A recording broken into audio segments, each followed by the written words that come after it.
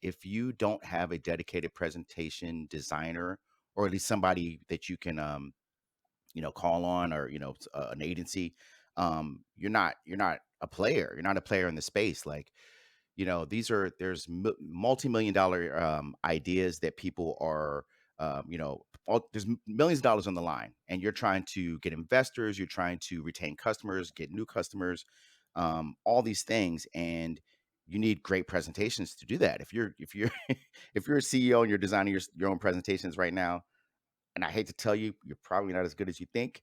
Yep. CEOs that are designing your own presentations, you're not doing it.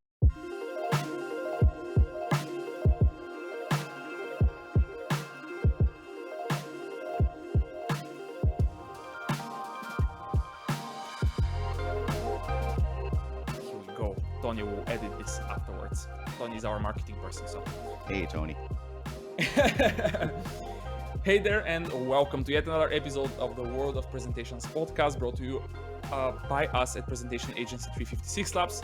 Yes, it's the same company that also hosts and organizes the largest presentation skills event in the world, called Present to Succeed. However, you're not here to listen to that one. My name is Boris. I'm the founder of 356 Labs. And with me today, I have another fellow podcaster. All right. So, who am I speaking with today?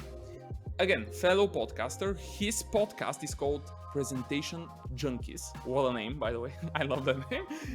He is also, however, a LinkedIn learning instructor. That, by the way, is not easy to achieve. Just to give you context on that one, and he has created 2 courses on the topics of presentation design. Plus, he runs the weekly presentation tips for LinkedIn Learning too. Lastly, our guest also works for a very, very popular company, which is called Workday. They are building a very cool project management software, if I'm not mistaken here, if I'm not wrong. And he is the senior presentation designer there. Now, just think about how many organizations on the planet have presentation designers in their companies. That will tell you a lot about that company. So, who is with me today? His name is Jole Simmons. And without further ado, Joe, welcome to this podcast. All right, welcome. Thank you so much. That was an amazing intro. That by far the best intro I've ever gotten in my I my told you my that I'm entire life. prepared. At the You end of the day, did. I You don't want to did. disappoint a fellow podcaster, you know? We have No, to no, say. no. And fun story. So Boris approached me a long time ago, True. about being on the podcast, and I was like, "Oh yeah, yeah, we got to talk." And he's obviously in a different time zone, so I think we just had trouble making it work. Right now, it's 9 a.m. my time, and it's seven p.m. his time. So that Yes. gives you any any inkling into the difference. But we never connected. And then me and my good friend Lisa Marie, we started this podcast and on presentations, presentation junkies. And so then Boris was like, "Hey, do you want to be on my podcast?" And I was like, "Oh yeah," and we have one too. So it's just funny, like in the time that we weren't on your podcast, we developed our own, and now full circle, I'm finally on your podcast. This is so exciting. And and And to complete the picture, yes, now as every guest that we have on the show, you have to tell us how did you end up being part of the presentation industry, because nobody gets in that industry intentionally. Like right. for every single person there is a very strange story how they ended up dealing with presentations. What's your story? Well, okay. First of all, for the international listeners, I am from Silver Spring, Maryland, which is on the east coast of North America. So, I'm in California, but I was a graphic designer I went to school for advertising, and then I kind of segued into graphic design.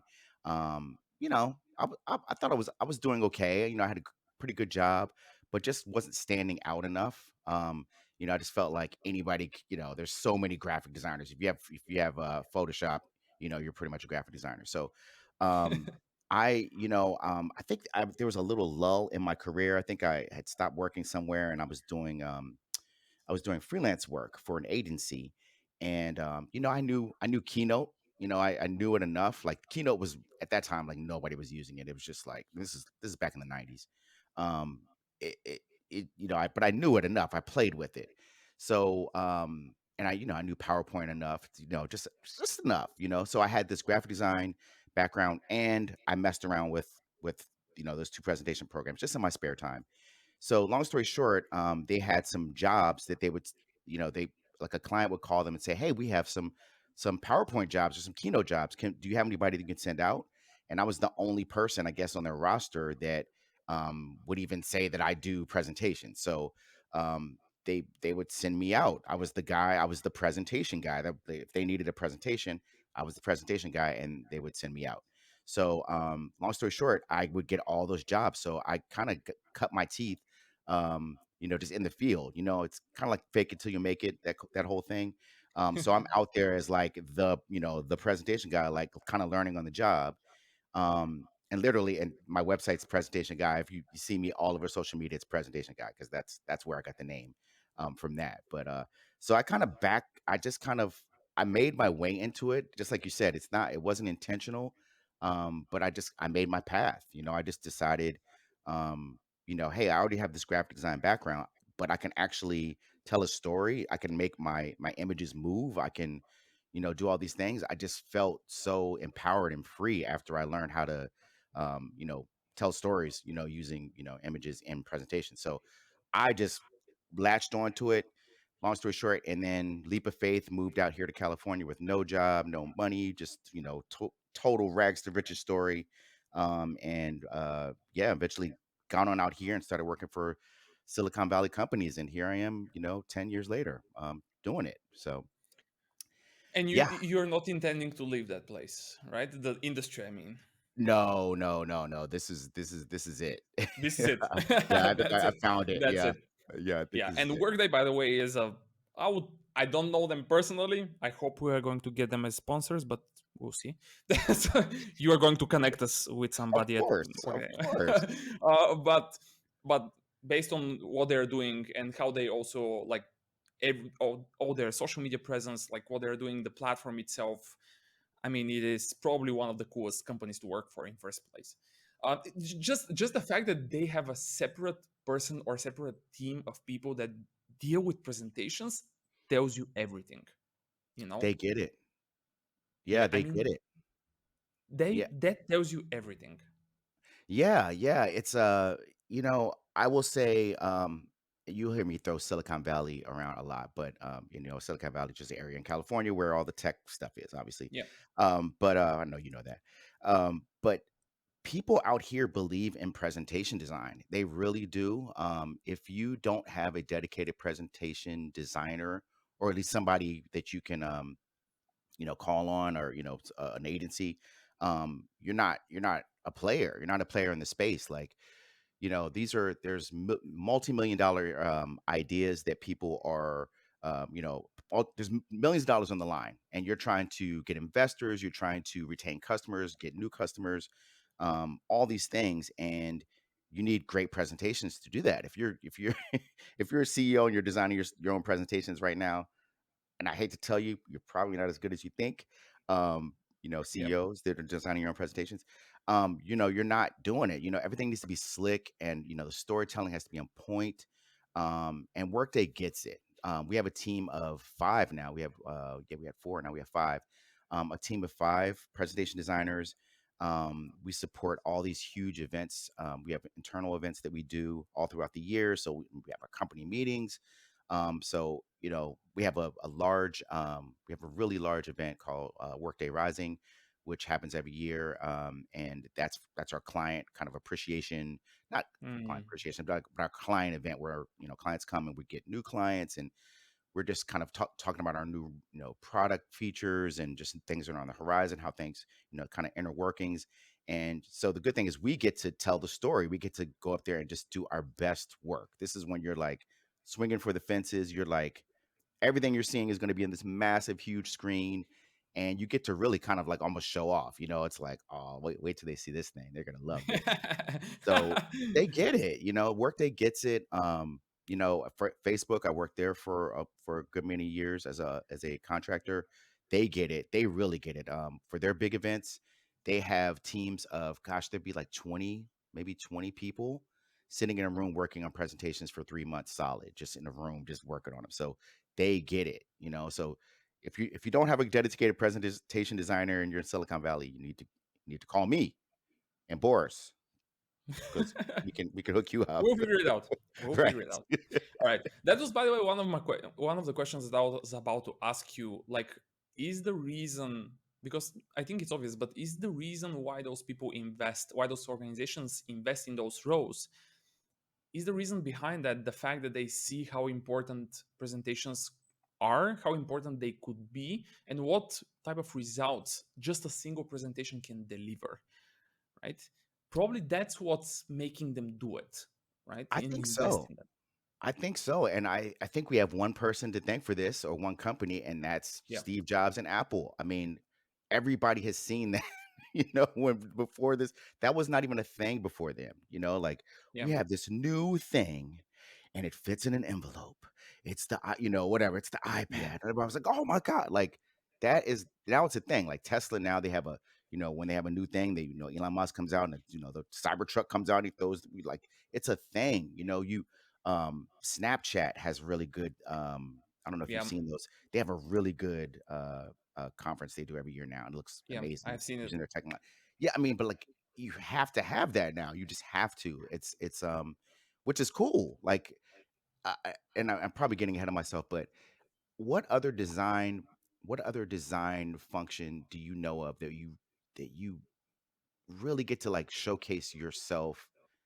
What am I trying to say here? Like, I think most designers, their work is unsung. Like, if you do a print ad, you design it, and then it goes out there, and nobody ever knows who did it. It's just out there. You don't. There's no immediate response. It's just gone. But with presentation design, it's like you're way more intimately connected to it. You're recognized. People know who did it. You're like, it's I don't know. It's just, I think I'm speaking in circles here, but it's just such a different discipline, and I think it's like a whole new thing. And I just think, and any designer, if you have a little bit of, like, just a little bit on the ball, I think you can really get into presentation design and just kind of change your whole thinking on design. So Yeah. I went around the Completely whole agree, by the thing for way, and sure. I Yeah, would support support your idea that if you are in Silicon Valley, but if you are not just in Silicon Valley, you need expertise like that. And that's, absolutely. by the way, I have been saying this even before I founded 356 Labs. When I was in the IT space, I was saying the same thing, and I'm like, guys, you, I mean, this thing is important. One presentation can change one's life or a company's, like the company's future forever. And we have so Absolutely. many examples for that already. Now, let's go back to let's go back to the basics. All right, people are Yes. not listening to our spiel here. Like, they're not going to listen to that one for long. They're here. Our audience are business people. All right, these are Yes. the people that are building presentations, that are hopefully already searching for materials to learn. Hopefully they have a LinkedIn learning access, and now they know that you have a course, two courses there, and the Mhm. presentation tips, the weekly tips. Tell us more. These people who are listening, again, are doing on a daily basis, weekly basis, monthly basis presentations of various kinds. Yes. These guys and gals are not designers, right? Right. When they're not designers, how should they approach their slide design? What do you advise them to do? What would you advise them to do? Okay. Yes, I can totally speak to this. Um, number one through 10 is the same thing, is simplify. Simplify. You just gotta simplify. Um, Everybody wants to put all their information on the slide. Everybody, bullet points, just I wanna get them all there so everybody can read them. It's what we've been doing since Yeah, forever, right? It's like I got to put everything there. So that's the first thing I teach. You'll notice that on any of the courses I teach, it's all about restraint. So it's not even just simplify. Let's see if we can do it 1 through 10. It's like simplify, restrain yourself from putting this stuff on the on the slide. I always say, take all your bullet points that you have. Nothing wrong with bullet points. Take those, put them in your speaker notes. First thing you do, put them down in your speaker notes. That way, your ideas that you, because most of the time we put those things on the slide because you want to read them when you're presenting. I want to read these bullet yeah, points to the audience, but no, we don't want to do that. So put all your bullet points in the speaker notes. So they're there. You're not going to lose them. Exactly what you want to say is there, and they're actually your notes now. Then you have room to play. You have room to play with your slide. You still have this blank slide with no bullet points on it. But then you can, if you have three to five things you're going to say in your bullet points, maybe make 3 to 5 boxes on your slide, so you're making containers. You're making containers for these 3 to 5 ideas, and in each container put an idea in there. Now don't put the entire sentence that you were going to read. So if you're talking about 2020 sales are going up, just you could put 2020 sales and an arrow, or something going up or something like that. So in other words, you don't want to put this entire sentence, just put a little bit, and then you can talk to each thing. So because you don't want the audience to read. You don't want them to read. Like you don't want them to read the same thing you're reading to them. So that's the biggest thing. I mean, I could talk about that all day because everybody wants to just slap everything on the slide and have everybody read it. You can't do that. So that's my biggest thing. And we understand that you're not designers, and you don't feel like you have to be a designer. I would just say just keep it simple. Don't try to be cute. I think a lot of people try to be cute and they like, oh, this clip art, this animated GIF is gonna be so funny. They're gonna love it, but it just comes off as amateurish. So just keep it simple. Look for, if you want to use photography, there's nothing wrong with using that, but just look for, and don't just steal something off the internet with a watermark on it or something like that. Invest in some good photography. Um, but just keep it simple. I just think a lot of times non-designers really try to like do too much, or Mm, they're like, oh, this animation, this checkerboard animation PowerPoint, they're gonna love this. Like, no, don't do that. So yeah. just keep it simple. That's really my biggest piece of advice. Yeah. Yeah, I'll always, because during the conference last year, there was a very interesting comment, I think, in the feedback form Hmm. afterwards, where there was a person who said, for example, if we have to apply to your answer here, which I completely agree. He was saying, like, I know, and again, paraphrasing in the context of what you said, etc. He was saying, he would say, I know that I need to keep it simple. I know that I need to restrain, but how do I do it? Right? Mm, That is what we saw in the feedback forms. And I would be curious to hear your response here, or maybe add something to the conversation here. I would always say to our customers when we deliver the trainings for them, hey guys, when you put whatever you want to put on the slide, hmm. right? Take a look at each and every sentence, each and every word, each and every photo, each and every transition, animation, everything that's on that slide. That slide has a limited space. You are chasing Apple level, right? Or Snapchat level, or whoever's level you're chasing. Right. Those slides are, as you said, super simple. So let's restrain. How? Ask one very brutal question. Is that sentence, is that paragraph, is that picture, is that animation that I have adding something to the conversation? Is it Absolutely. helping me convey the message that I want to convey? Binary decision here, baby. 0 or 1, yes or no, I love it. right? If it's Yeah. yes, keep it. But if Yeah. it's no, or if it's well, that's a no, Hmm. right? Yes. That's a no. So what do you think? What do you say on that one? Oh, I totally agree. You hit that on the head. I love your binary. It's 0 1. No, totally. And even presentation, I'm guilty sometimes. I'll just like, oh, this thing will look really cool. And it's like, if it doesn't add any value, it's really not needed. Sometimes you're trying to impress yourself or trying to impress your colleagues with some kind of cool thing, but it doesn't add anything to the presentation. It's Yeah, so I agree. But the biggest piece of advice I would give as far as content, again, having those bullet you're always starting with the bullet points, right? You're always starting with the script. You always have that first before you start the presentation. So that's already baked. So the biggest thing, each sentence or idea you're trying to get, just ask yourself, like, what is the most important part of that sentence? Like, what's the meat of that sentence? There's, if you have if the sentence has 15 words in it, there's probably only 3 words in that sentence that are really like sales are yeah, up or whatever, sales increased in 2020. That's the important part, not like sales in the manufacturing department increased by 2020 and they're expected to like, no, we don't need all that. You can talk to all the extra stuff. If it's not a leave behind, you're going to talk anyway. So you just need a little bit. um your presentation is basically your um an accent to what you're talking to. It's not the thing, it's not the thing, it's to help you, it's like it's an accent, it's a little bit of salt or sugar or something to go with your presentation. So just if you think of it like that and don't think of it as it's the thing that everybody is going to be paying attention to, they should be paying attention to you, not the presentation. Yeah, That's the biggest thing.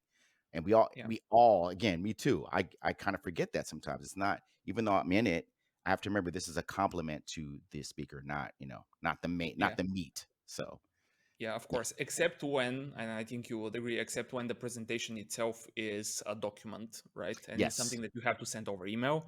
And Yes. yet, I would think, and I would say that your advice applies here very much so again, because even when it's a document and you can allow yourself a little bit more text because that document has to be self sufficient, right? You Hmm. are not there to present it anymore.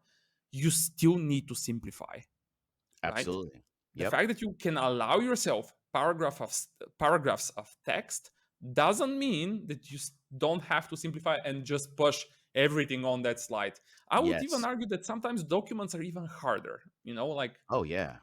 yeah, I mean, yeah. What's Yeah. your what's your take on present PowerPoints or keynotes that end up being PDFs? Good question.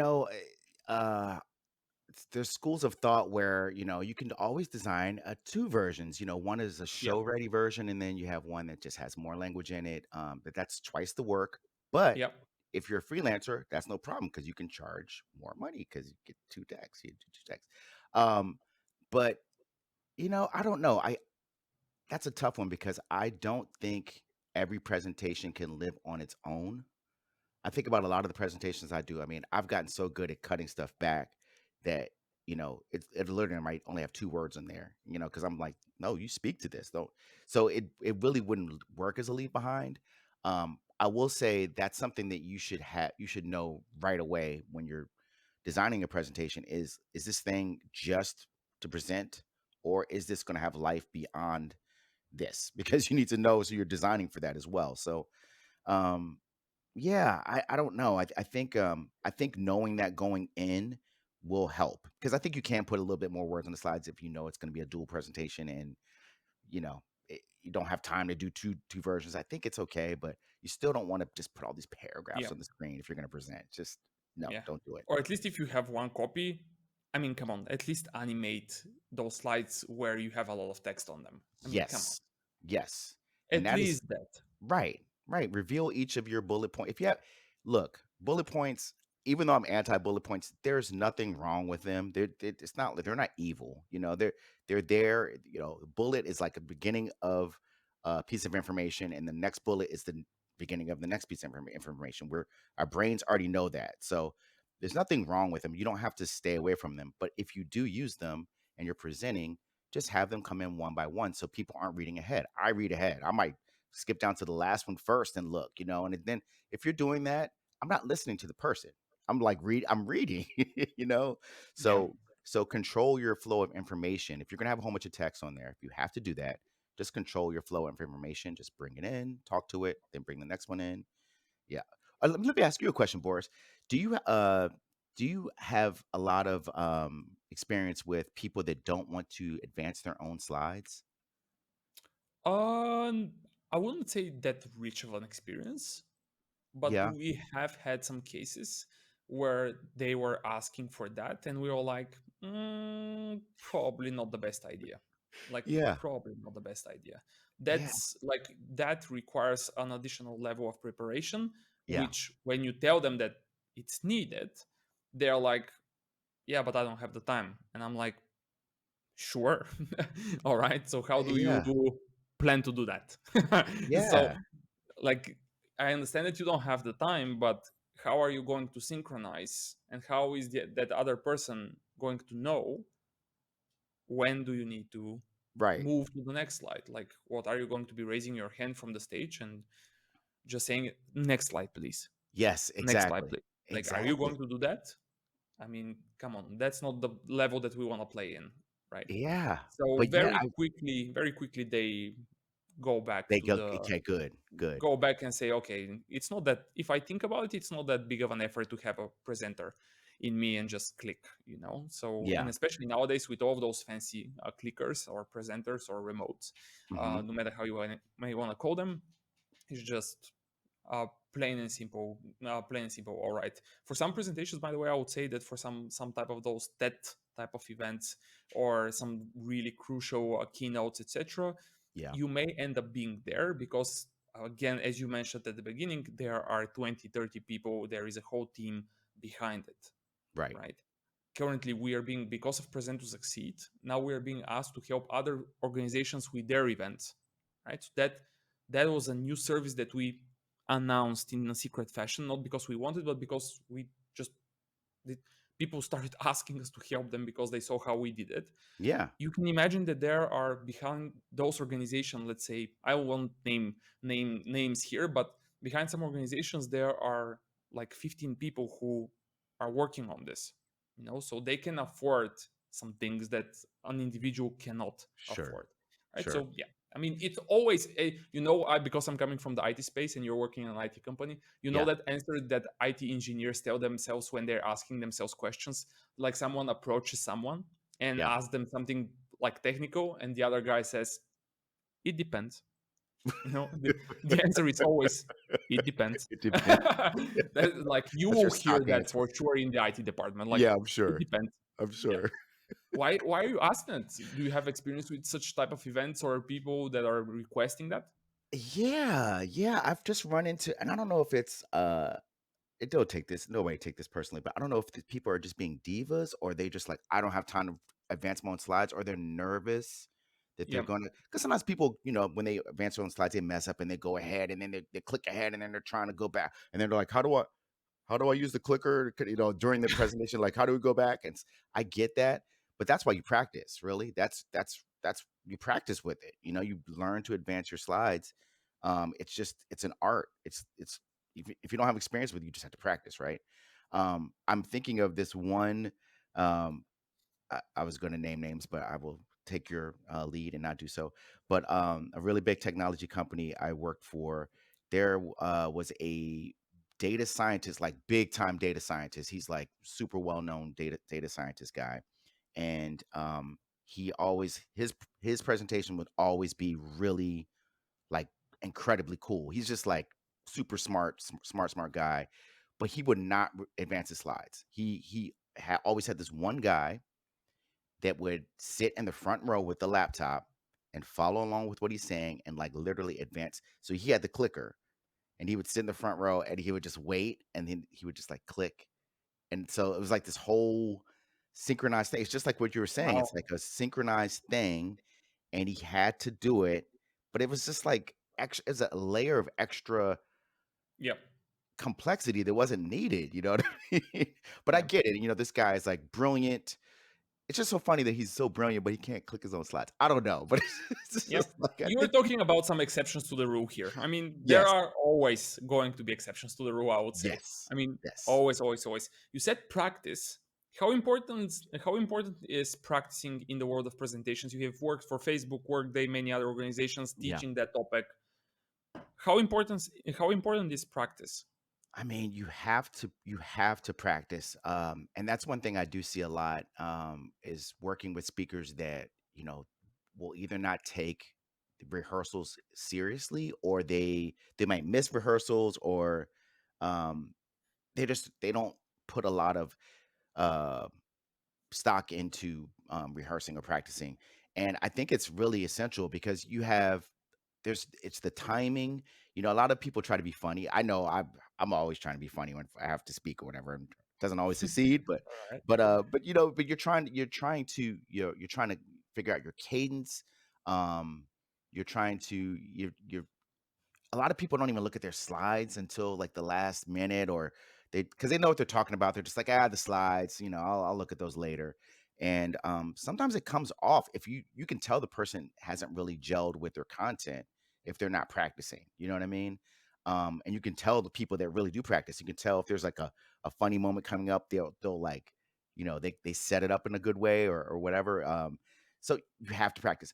But on the other end, and I can only give um, this viewpoint because I become a speaker myself, which is crazy. I'm a designer, but I speak at Creative Pro every year now, and I do these LinkedIn learning classes. But so I'm now a presenter, which is crazy because I'm always on the other side. But I actually prefer to kind of wing it. Me personally, in other words, like I really kind of prefer to um, like I'll practice a little bit, but I will kind of like improvise a little bit on the spot, and it just works for me.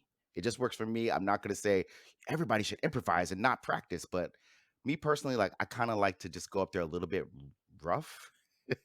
I don't know if it works, but I think it's just genuine and honest. I'm not trying to sell a multi-million-dollar idea though. I'm just it's me, it's my That's true. personality. So it comes it's oh, that's Joel. He's just loose, that's how, the way I'm talking now is pretty much the way I present. So I think it depends on the kind of content that you're trying to present. If you're presenting just like if I'm trying to inform you how to make a bar chart and I just want to make it fun and light, I don't have to practice that over and over again. It's just like because I'm going to be talking to you. But if I'm trying to get you to invest $2 billion in my company, I think you should probably practice, right? Yeah, it's not a bad idea Yeah, you know. if you think about it. We recently, not recently, sorry for that one. I was about to blog, do a blog post on this one because I recently asked the studio to redesign my blog. So whoever hears that one, you can finally see my uh, website redesigned after 5 years of Nice. staying static. My Oh, personal one, of course, me too. borischristov.com. Me too, man. And Oh, what is it I again? will blog about a case study where we were brainstorming a presentation, the story of the presentation with a very close person to me, and we were doing that for 2 hours now. Like what is the goal, who is the audience, what do Hmm. we need to say, how are we going to all of that stuff. And at some point she says, I cannot even believe that we're 2 hours in here and my slides are still not ready because we haven't opened PowerPoint yet, like no tool at all. And I was like, I'm not going to name names again, but I was like, used her name and said, but wait, I forgot to ask you probably, like, what's the most important thing here? Like, what's at stake here? Like, what's going to happen? And she was like, oh, we are going to be pitching this in, by the way, in Silicon Valley in front of one of our top 3 customers. By the way, she's in the pharma industry Mm, where, as I like to say, they print money. They yes. don't have, they print money. Hmm. Big pharma prints money, in my opinion. She was like, yeah, we are going against our top competitors for a contract that's $180 million contract per year. But when we're signing those type of contracts, it's either a 3 or a 5 year engagement. Wow. And I was like, Wow. wow, you are talking about potentially almost $1 billion deal, and you are telling me that you cannot believe the 2 hours in the making, like 2 hours are too much for you.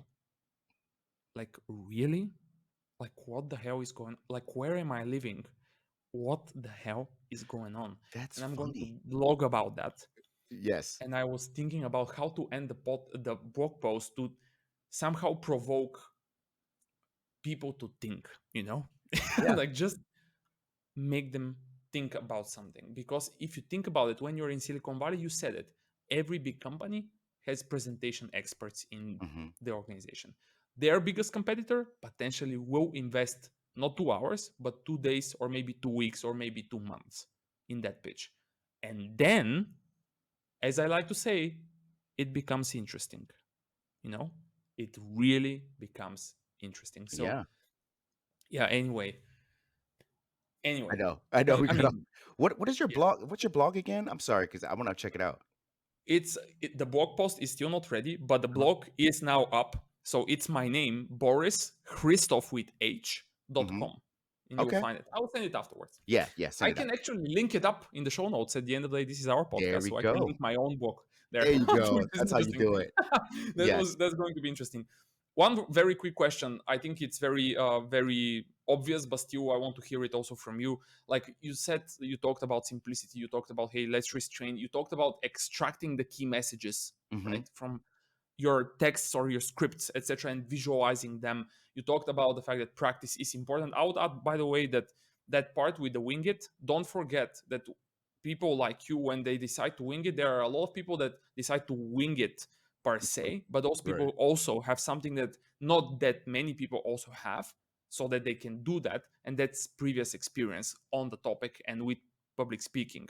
So Right. when you, I, my opinion, and I have seen that numerous times, and I, to be honest, I'm also the same myself. At some point, when you have so much experience in a specific topic, you can allow yourself, right, to Absolutely. kind of wing it. Yeah. Even though, even though you should never forget that if the presentation is important, you should always, always rehearse. I agree. Always. I agree. Always, because you cannot justify, I think you cannot justify what opportunities you missed, right, because you didn't convey one specific message in just slightly better way that Right. you could have done if you rehearsed it, right? I feel like that every time. Yeah. Yeah. Yeah, Every time I wing true, it, right? I'm just like, "Oh, I should have I could have done so and so." And it's like, if I would have practiced and didn't wing it, Yeah, I maybe. probably would have nailed that one thing, but yeah, Yeah. you So what do learn. you think about, is there like all of those advice that you gave and all of those conversations that we're having, do you think that they're applicable to every business professional? Like, should the project manager, the business development person, the sales guy, the account manager, the IT guy, should all of them practice? Should all of the, is that applicable to them? Is it applicable for all of them to push and simplify, to extract key messages? Because we were talking about this before we hit the record button. People like to find reasons why these advices are not applicable to them. They're like, yeah, but that's startups. Right. I'm not pitching a multi-billion dollar idea. I shouldn't be practicing, right? Right. Why bother? Like, what's your take on this one? I I'm thinking about this in the way I just talk about storytelling. Because people tend to think, and I am going to answer your question, but storytelling seems to be like, oh, storytelling is only for certain kind of presentation. So you can only use it for uh, whatever, but something that needs a story. But storytelling actually can be applied to any kind of deck. It doesn't matter if you're talking about financials. Um, it across the board, you can use storytelling. So it's the same thing with everything else related to presentations. It I think it applies throughout the board. So like you said, practice. We already know that. You should practice, right? Simplifying, even if you have okay, let's talk about like a financial presentation, like I just mentioned. Um, financial presentations are usually what? Just tons of numbers, tons of Yeah, little charts. charts, right? Like a one slide with six little charts on it. Like, first of Yeah. all, if you're doing that, don't do that anymore. Please stop putting little charts on screen. It's like I understand why people do it, but I think it's like, well, just to give them the idea. It's like, well, yeah. Anyway, all right. Yeah. Don't get like, don't do that. Yeah, don't do it. Okay, but yeah, I do think these principles really do translate through. It doesn't matter what you're doing. If you're a CEO, if you're data scientist, if you're a project manager, if you're presenting, first of all, like what is the purpose of presenting, right? Like you're trying to first of all, you're trying to tell a story. Believe it or not, again, you're trying to tell a story always. And the story is usually like, why are we here? Is what's the problem, or what's the problem, or what's the situation? How can we fix this, or what needs to be done? If we're already doing a good job, what do we need to keep doing? And then what do we want people to remember at the end of the presentation, right? Or what takeaway or action? So that is for anything. If it's a financial presentation, you're not just telling them about the financials, because you don't want to just be like, here's our financials and then buy. It's like at the end, you want to be like, well, okay, we're either doing great or we're not doing great, right? So it's like it literally you can apply this to anything you're doing presentation wise, no matter what function you're in. I think it always applies because the presentation doesn't change. You always have one purpose, and it's to inform people and have them do something at the end, have an action, right? So Yeah. the way to do that, it's you practice, keep it simple. Don't put your six charts on one slide. Make it visually interesting. You can make anything look visually interesting. The driest thing you can make look interesting.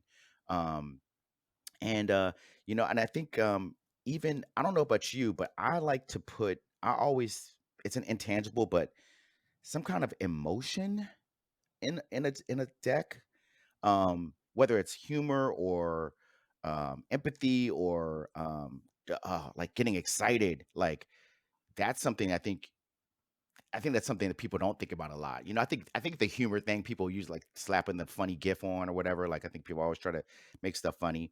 But I think that can apply to any kind of presentation as well. Just adding that little touch of something to make people feel. Because otherwise, if you're not feeling, it's like you're reading a report. Like Yeah. this is not a report. This is something totally different. A Yeah. report and a presentation are two different things, and I think people need to realize that. So Yeah. if you're doing a report, no, that doesn't apply. It's different all across the board. But presentations, it's different. It's something. This is something that has feeling. It has life. It's actually moving. You're advancing the slides. This thing is moving. It's like it has life. So no matter what you're doing, um, if you keep those principles in mind when you're creating and presenting, I think you'll have a really successful presentation. I think. Yeah, and I would say that when you're talking about at the beginning, when you were saying about those the sales are going up in the specific business line or Yeah. whatever, when I heard you saying, "Hey, just put the number probably," or sales are going up and or our sales and an arrow pointing upwards or whatever Mhm. it is, Mhm. like I always think that business profession, at least it worked for me and worked for, to be honest, for many people who are not designers. Like, how do you come up with those ideas? And my very honest answer is, hey, search for inspiration. And when I say that, I'm like, you don't have me, like you don't need Joe or me or someone else to tell you who are the biggest, best companies on the planet, right? Google them, find them on YouTube, Mhm. and just search their names. Subscribe to their YouTube channels. When there is a keynote, look at their presentations. These presentations are guaranteed made by experts. Absolutely. Look at them, take ideas from those presentations, because many times your own ideas can be applied in their presentations just by replacing a number. Just Mhm. copy paste the layout, copy paste the idea, change the colors, change the font, change the text, and keep everything else, and it will work. Like, just there is so much inspiration nowadays, and not to mention the books, the LinkedIn learning courses, all of that stuff. Yeah, I But agree.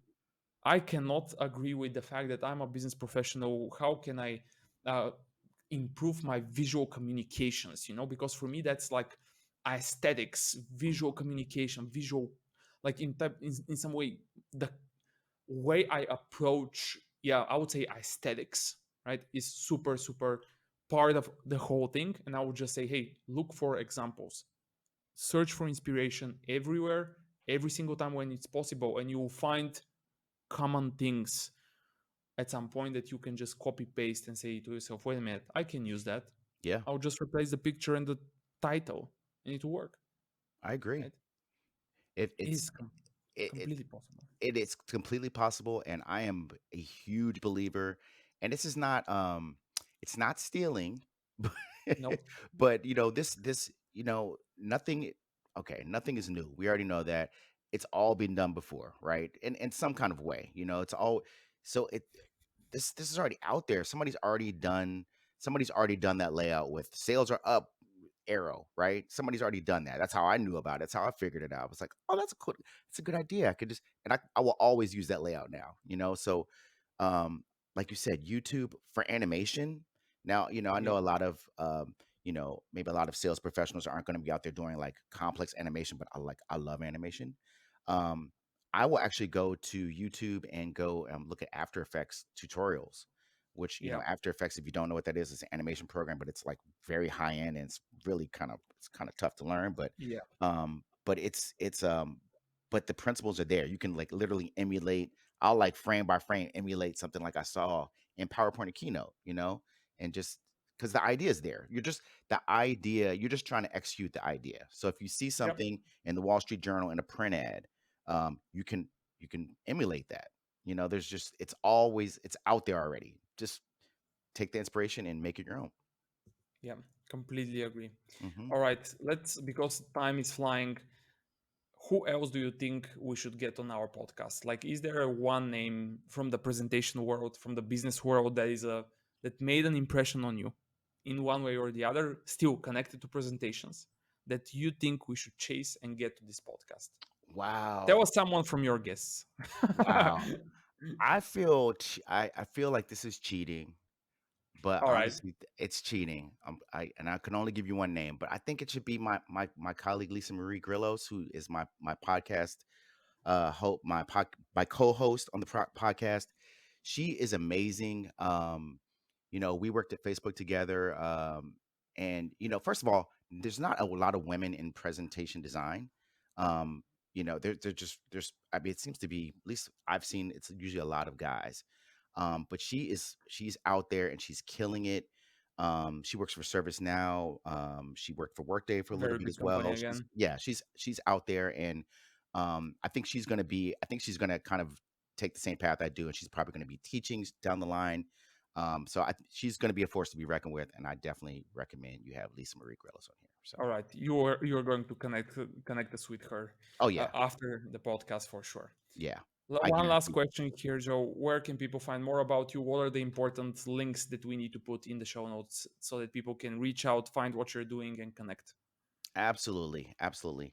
Well, first and foremost, I always lead off with my LinkedIn Learning profile. If you don't have LinkedIn Learning, totally understand that. Please reach out to me because I can get you maybe some free access to it. But LinkedIn Learning, Jole Simmons. I have 3 classes up there now, and I'm creating a new class on storytelling as we speak. So I have 4, which is great. You can also find me at my website, presentationguy.com. Also need to be updating it, so I might need to talk to you, Boris, about that. Need to update mine. And you can find me on Twitter at Pres Guy, and Instagram at Presentation Guy. So look for Presentation Guy, you'll Okay. find me. Brilliant. All right. Took notes of all of them. I'll make sure that they're in the show notes so people can find it afterwards. Joe, Absolutely. that was great. Thank you for joining. That was Yeah, super thank you, super Boris. nice. Appreciate it. Super, super nice. Everyone, every link, everything that Joe mentioned will be in the show notes. You can find them all across. If you're watching this on YouTube, it's below. If you're listening to this one on Spotify or SoundCloud, it's again below. So you can find all of the information. Just scroll down and you will find him.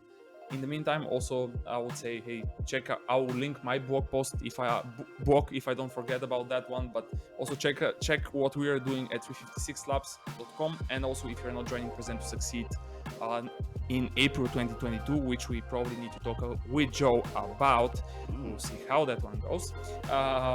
Then you definitely have to rethink this. This conference is out of this world, and next year we're going to be chasing 10,000 people join us after last year when we had 3,200. So wow.